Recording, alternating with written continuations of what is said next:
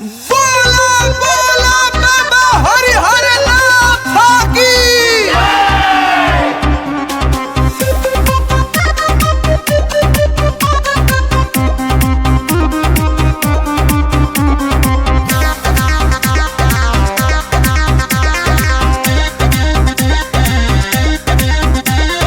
चलो लो ना जाता लेके कान्हे पकावर देहिया के खत्म भइल बापा मोर कैसे पहुँचल जाई बम देव घर कर कुछ पाए होके जल दिया सर गांजा पिया रुक के धुआं छोरा फूंक के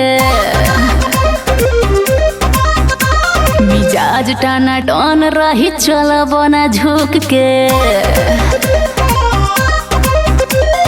चलो लो ना जाता लेके कान्हे पकावर देहिया के खत्म भइल बापा मोर कैसे पहुँचल जाई बम देव घर कर कुछ पाए होके जल दिया सर गांजा पिया रुक के धुआं छोरा फूंक के मिजाज टाना टन रही चल बना झुक के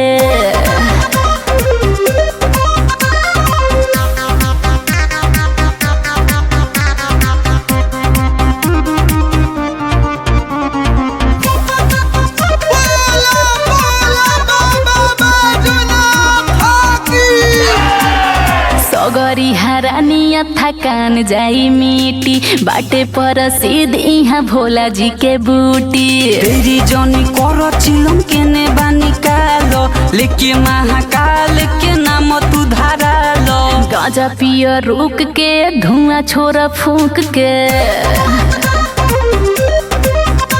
मिजाज टाना टन रही चल बना झुक के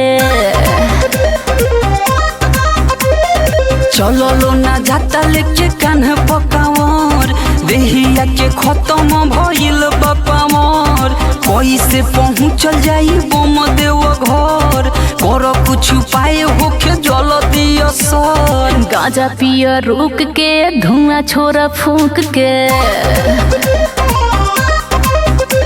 मिजाज टाना टन रही चल बना झुक के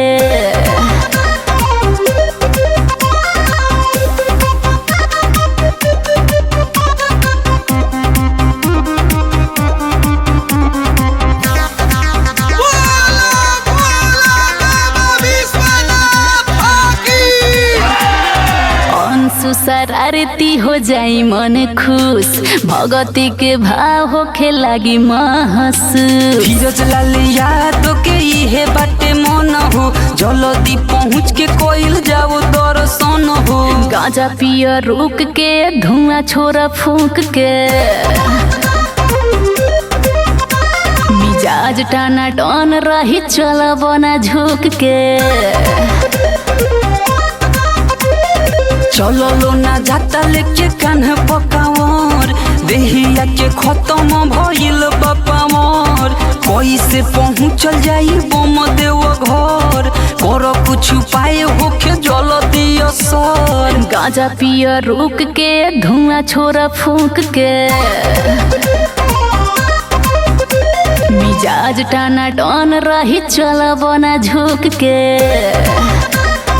मेगा रिकॉर्डिंग स्टूडियो ईश्वरपुर।